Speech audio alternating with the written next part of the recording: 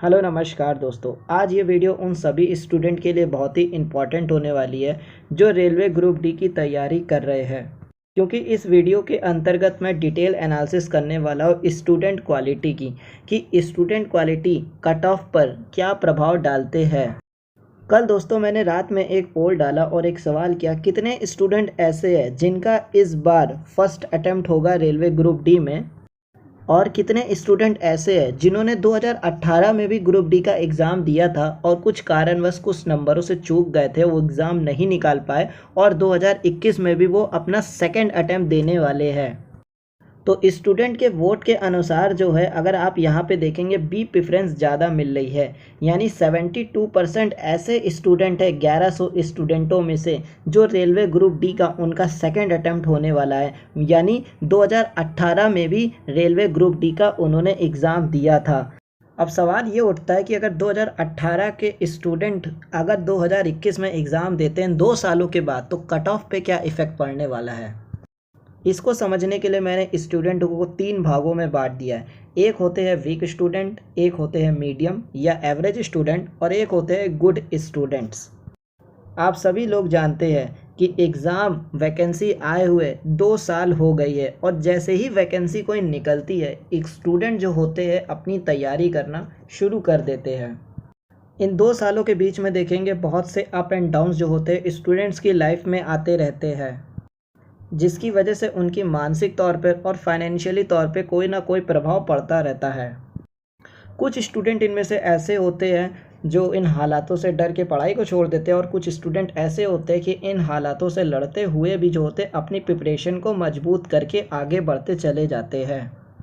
अगर हम इस बीच देखेंगे तो बहुत सारे स्टूडेंट ऐसे होंगे जिन्होंने अपनी तैयारी को बहुत ही अच्छे तरीके से कर लिया होगा और वो सिर्फ मॉक्स लगा रहे होंगे और कुछ नहीं कर रहे होंगे, और बहुत सारे स्टूडेंट ऐसे होंगे जो अभी भी सिलेबस को तैयार कर रहे होंगे, और बहुत सारे स्टूडेंट्स हैं जो सिर्फ रिवीजन कर रहे होंगे।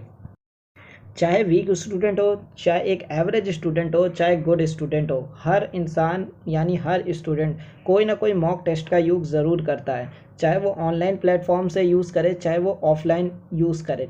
लेकिन अगर आप इसमें देखेंगे एक वीक स्टूडेंट जो होता है उसके 40+ नंबर ही बनते हैं या उससे कम बनते हैं, ठीक है।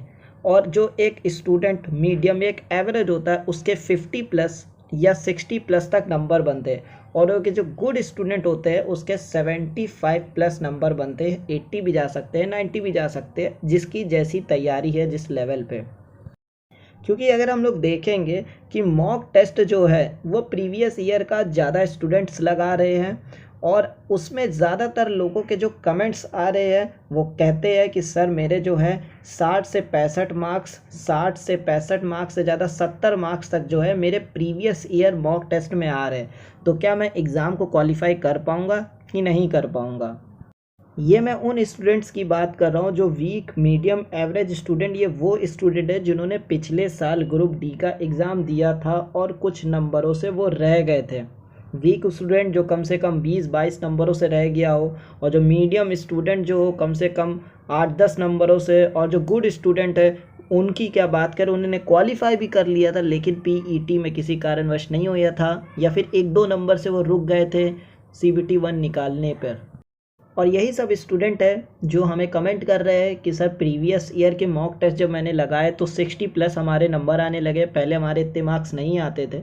और मीडियम स्टूडेंट जो है अच्छे से अच्छे मॉक टेस्ट को अटेम्प्ट कर रहे हैं, कम से कम 68-70 तक नंबर लाने लगे, और गुड स्टूडेंट जो है सिर्फ एग्ज़ाम के लिए जो है वेट कर रहा है कि कब एग्ज़ाम आए और कब मैं फोड़ के रख दूँ, एक ही बार में सिलेक्शन ले जाऊँ। अब मैं बात करूंगा उन स्टूडेंट्स की जिन्होंने पहली बार एग्ज़ाम भर के रखा है। इनमें से बहुत से स्टूडेंट ऐसे हैं जो फ्रेशर है, जो सिर्फ एग्ज़ाम कैसे आता है इस पैटर्न को समझने के लिए एग्ज़ाम देते हैं, पर इनमें से कुछ स्टूडेंट ऐसे भी हैं जिन्होंने अपनी इन 2 सालों में तैयारी एक अच्छे स्टूडेंट के बराबर ले आए हैं। और जैसे जैसे समय बीतता जाएगा और जो कंटिन्यू अपनी रेगुलर तैयारी को करता जाएगा उसका जो है ग्राफ बढ़ता जाएगा, मार्क्स इंक्रीज़ होते चले जाएंगे, जो उसको डेफिनेटली फ़ायदा करेंगे आपके रेलवे ग्रुप डी के एग्ज़ाम पे। तो इस बात से ये निष्कर्ष निकलता है कि इस एग्ज़ाम में जो स्टूडेंट्स हैं 2018 वाले, और इस बार जो फॉर्म भर रहे हैं उसके मुकाबले ज़्यादा एक्सपीरियंस है, उन्हें एग्ज़ाम का ज़्यादा नॉलेज का अंदाज़ा, और उन्हें पता है क्या गलतियां मैंने की थी पिछले बार और ये गलतियां दोबारा मुझे नहीं दोहरानी है। तो एग्ज़ाम निकालने के लिए उनके पास अच्छी स्ट्रेटजी भी होती है और वो तैयारी भी करते हैं। आप सभी को पता है कि कोविड आने के बाद सभी लोग स्टूडेंट्स जो होते हैं इंस्टीट्यूट्स वगैरह बंद हो गए और तैयारी जो हो रही है ऑनलाइन हो रही है। ठीक है, बहुत सारे स्टूडेंट्स ऑनलाइन तैयारी कर रहे हैं और बहुत सारे स्टूडेंट ऐसे हैं जो कोचिंग कर रहे थे जिनके नोट्स पूरे कंप्लीट हो गए थे, वो सिर्फ जो है अपना रिवीजन कर रहे हैं। यानी ये बात तो तय रही कि जो पढ़ने वाले स्टूडेंट है उन्होंने इन 2 सालों में अपनी तैयारी को काफ़ी अच्छी तरह से कर लिया होगा। और इसका सबसे ज़्यादा असर आप देखेंगे मॉक टेस्ट में। आप जो भी मॉक टेस्ट लगाते होंगे, जो भी आपने ले रखा होगा, चाहे टेक्स्ट बुक ले रखा होगा, चाहे ग्रेडअप का ले रखा होगा, ठीक है, या चाहे आप अड्डा का ले रखे होंगे, या आप बड़े इंस्टीट्यूट जैसे एग्ज़ामपुर वगैरह, इससे आप जो है मॉक टेस्ट लगाते होंगे।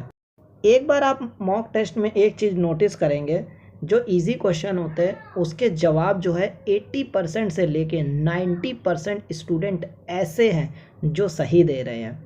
और जो क्वेश्चन ऐसे, मतलब मैंने ये देखा है कि जो अच्छा पढ़ने वाला स्टूडेंट है और जो मीडियम पढ़ने वाला स्टूडेंट है उसके सही जवाब या तो 80% के ऊपर हो रहे हैं या 70% के ऊपर ही जा रहे हैं। यानी वही क्वेश्चन का जवाब नहीं दे पा रहे स्टूडेंट्स जो बिल्कुल कठिन है एक तरह से देखा जाए, या बहुत ही माइनर क्वेश्चन ऐसा होगा जिससे छूट जा रहा होगा। और ऐसा मैंने प्रीवियस ईयर के मॉक टेस्ट में देखा, तो इससे ये पता चल गया है कि स्टूडेंट्स की तैयारी किस लेवल में बेटर हो चुकी है। अगर आप सोच रहे कि बल का मात्रक न्यूटन है, ऐसे इजी क्वेश्चन पढ़ के आपका सिलेक्शन हो जाएगा, तो नहीं होने वाला। ये बात तो आप ध्यान रखिएगा, क्योंकि पिछले बार का जो सिलेबस है सेम सिलेबस कॉपी इस बार भी है, दोनों में कोई चेंज नहीं है। ठीक है, सेम टू सेम चीज़ है, पेपर का पैटर्न भी बिल्कुल सेम रहेगा। फ़र्क किस में पड़ेगा? फ़र्क पड़ेगा आपके खाली करंट अफेयर में। करंट अफेयर जो है आपकी लेटेस्ट आएगी, पिछले बार की तरह पिछले बार का करंट अफेयर वो उठा के नहीं देंगे। बाकी सारी चीज़ें जो है वो एकदम समान रहेंगी। पेपर वो आपका एनसीईआरटी से ही पूछेंगे, ठीक है, लेकिन लैंग्वेज जो होगी वो इतना घुमा के होगी कि आप सोच भी नहीं पाएंगे। जिनके कॉन्सेप्ट सबसे ज़्यादा बेटर होंगे वही एग्ज़ाम को अच्छे से क्वालिफाई कर पाएगा। इससे ये पता चलता है कि इस बार कंपटीशन काफ़ी ज़्यादा तगड़ा होने वाला है, क्योंकि जिन लोगों का नहीं हो पाया था सिलेक्शन, थोड़े बहुत नंबर से चूक गया था, इस बार वो डेफिनेटली CBT 1 को तो क्वालिफाई करने ही वाले हैं। एग्ज़ाम पैटर्न को देख लिया कि एग्ज़ाम पैटर्न बिल्कुल सेम है, कोई चेंजेस नहीं है। और जो दूसरी बार एग्ज़ाम दे रहे हैं, ठीक है, उनके पास एक ये अच्छा तजुर्बा है कि उनको ये पता है कि एग्ज़ाम का लेवल कैसा रहने वाला है। एग्ज़ाम का लेवल सबसे ज़्यादा इम्पॉर्टेंट, और पिछले बार एग्ज़ाम का लेवल काफ़ी ज़्यादा अच्छा था। किसी भी एग्ज़ाम में अगर आप देखेंगे, अगर उसमें स्टूडेंट्स बहुत ज़्यादा मात्रा में बैठ रहे, तो स्टूडेंट्स जो एग्ज़ाम लेता है एग्ज़ामिनर, वो कोशिश करता है, वो आयोग, कि पेपर ऐसा सेट किया जाए कि हर बच्चा पास ना हो पाए। और अगर हर बच्चा क्वालिफाई हो गया तो उनके लिए जॉब देना मुश्किल हो जाएगा। एग्ज़ाम्पल के तौर पे बताता हूँ मैं आपको कि अगर आपने NTPC का एग्ज़ाम जिन्होंने दिया होगा, आप देख पा रहे होंगे जो सिंपल और एक इजी क्वेश्चन है उस स्टूडेंट को तो 100 बच्चा कर ले रहा हो। यहाँ तक तो मीडियम लेवल है और एक अच्छा लेवल में जिस क्वेश्चनों को सब जानते हैं, बहुत ऊट पटांग क्वेश्चन ऐसे होंगे जो लोग छोड़ दे रहे होंगे, और वहीं से मेरिट बनेगी, वहीं से जो होगा कट ऑफ अप डाउन होगी, इसी से ही आपका सिलेक्शन निर्धारित होगा। सेम चीज़ें आपके इस बार ग्रुप D में भी होने वाली है। और यदि आप चाहते हैं इस बार सिलेक्शन लेना, जिनका पहली बार स्टूडेंट्स एग्ज़ाम दे रहे हैं, और वो स्टूडेंट्स भी जो इस बार ये सोच रहे हैं कि इस बार हमको एक जॉब लेनी ही है, तो ये चीज़ है कि उन्हें जो है पढ़ाई बहुत अच्छे तरीके से करनी पड़ेगी और डिटेल में पढ़ना पड़ेगा, क्योंकि पेपर का आपने पैटर्न देखा हुआ है, रिपीट करेगा क्वेश्चन, ऐसा नहीं। कोई भी एग्ज़ाम है उसमें 50% क्वेश्चन ऐसे होते हैं जो रिपीटेड ही होते हैं, और बाकी 50% होते हैं वो आपकी नज़रों के सामने ही होते हैं, लेकिन आप वो अनटचेबल आपके लिए होता है। मतलब वो क्वेश्चंस आपने देखे होते लेकिन उसका जवाब आपको नहीं पता होता है, और उसको पता करने के लिए आपको जो होता है डिटेल में पढ़ना पड़ेगा। तो इस मैंने आपको अपनी पिछली सभी वीडियो में बताया था, प्लस पॉइंट बताया था मैंने आपको हर चीज़ के लिए कि कट ऑफ कम जाने के ये कारण हो सकते हैं। बहुत सारे मैंने आपको पॉजिटिव कारण बताए थे।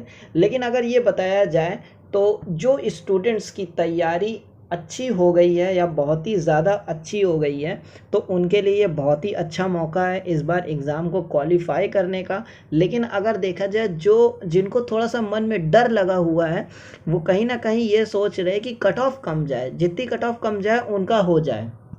तो मैं आपसे सिर्फ इतना कहना चाहूँगा, आप कट ऑफ पे अब मत ध्यान दीजिए। आप ध्यान दीजिए कि अपने स्कोर को कैसे इंक्रीज़ करें। अगर आप स्कोर को इंक्रीज़ कर पाएंगे तभी आपके लिए ज़्यादा बेनिफिट होगा, क्योंकि एवरेज क्वेश्चन सभी लगा रहे हैं। वो क्वेश्चन आपको लगाने हैं जो एग्ज़ाम में आपके फंस भी जाए और वो सामने वाला ना कर पाए। अगर आप एक पॉइंट से भी उनसे आगे होंगे, यानी आप लाखों बच्चों को पीछे छोड़ दोगे और मेरिट में आपका नाम आएगा। तो इस वीडियो में ये आपको बात पता चलती है कि हर चीज़ में आपको पॉजिटिव चीज़ें देखने को मिलेगी कि 2 सालों में बहुत सारे स्टूडेंटों की जॉब लग चुकी है और कहीं ना कहीं अच्छे स्टूडेंट भी कंपटीशन से कम हो गए हैं। ये तो बहुत ही अच्छी बात है। केवल वही स्टूडेंट बचे और उन स्टूडेंटों की संख्या भी बहुत ज़्यादा नहीं है। 1 लाख में अगर 50,000 लोगों को भी जॉब मिल जाती है तो कम से कम जो है 50,000 तो सीटें आपके पास रहेंगी कि आप फ्रेशर्स हो, आप पहली बार एग्ज़ाम दे रहे हो, तो आप उसमें से अपनी एक सीट को ले पाओ, क्योंकि 2 साल का बहुत ज़्यादा ड्यूरेशन होता है। तो कट ऑफ कहीं ना कहीं ये चीज़ें जो स्टूडेंट्स की क्वालिटीज़ होती है, ये थोड़ा सा जो आपके कट ऑफ को इंक्रीज़ कर सकती है, पर बहुत ज़्यादा इसका प्रभाव नहीं पड़ने वाला। हम ये मान के चले कि पिछले बार जो कट ऑफ आई थी, आप जिस भी जोन से भर रखे फॉर्म, अगर उसी कट ऑफ को आप क्लियर करते हैं तो आपकी जॉब हो जाएगी, क्योंकि आपको पीईटी के लिए 4 से 5 नंबर एक्स्ट्रा लाने पड़ते हैं। बस ये वीडियो में मैं आपको कहना चाहूँगा कि आप अपनी प्रिपरेशन पे ध्यान दीजिए कि कहीं ऐसा ना हो कि कहीं आप फिर 1-2 नंबरों से चूक जाओ। ठीक है फ्रेंड्स, और प्लीज़ चैनल को हमारे सब्सक्राइब कर लीजिए, वीडियो को शेयर कीजिए करिएगा, और मिलते हैं आपसे नेक्स्ट वीडियो पे। तब तक के लिए जय हिंद, जय भारत।